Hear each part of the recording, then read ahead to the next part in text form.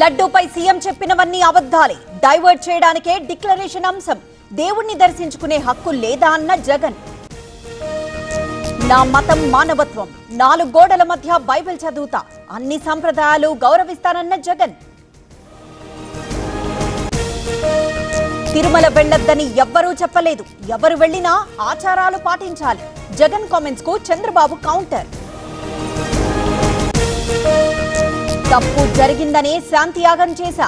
SIT విచారణలో అన్నీ బయటకొస్తాయి. పదే పదే జగన్ అబద్ధాలు చెప్తున్నారన్న బాబు. టీటీడీలో డిక్లరేషన్ పాత సంప్రదాయమే. అనవసర రాద్ధాంతం చేస్తున్నారు.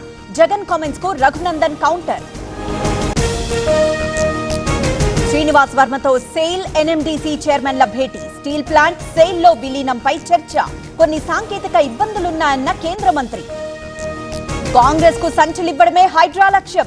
ప్రజల దృష్టి మరల్చడానికే హైడ్రాను తెచ్చారు. పెట్టుబడిదారులు భయపడుతున్నారన్న డీకే అరుణ.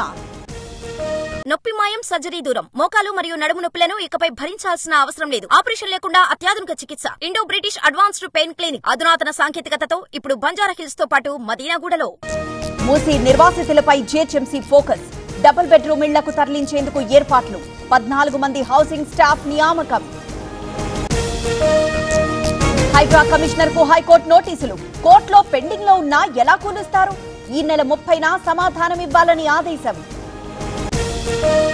ఏపీ మైన్స్ మాజీ ఎండీ వెంకటరెడ్డి అరెస్ట్. ఏసీబీ కోర్టులో హాజరుపరిచిన పోలీసులు. వచ్చే నెల 10 వరకు రిమాండ్. సీఎం ఇంటి పేరు ఏనుమల కాదు, ఎగవేత. రుణమాఫీ మొత్తం చేస్తే రాజీనామా చేస్తా.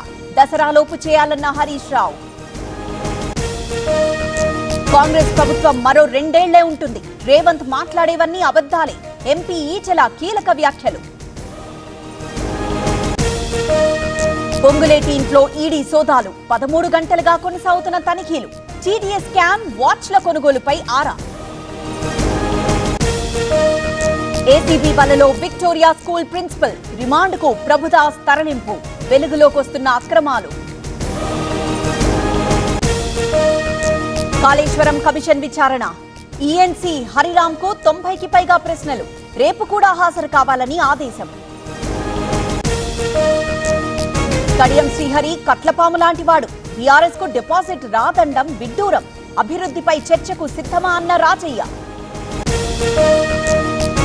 ఆర్టీఐ కమిషనర్ ఆఫీసులో జీతాల వివాదం. చీఫ్ కమిషనర్ పై 4 కమిషనర్ల ఆగ్రహం. ప్రభుత్వ పెద్దలను కలవాలని నిర్ణయం.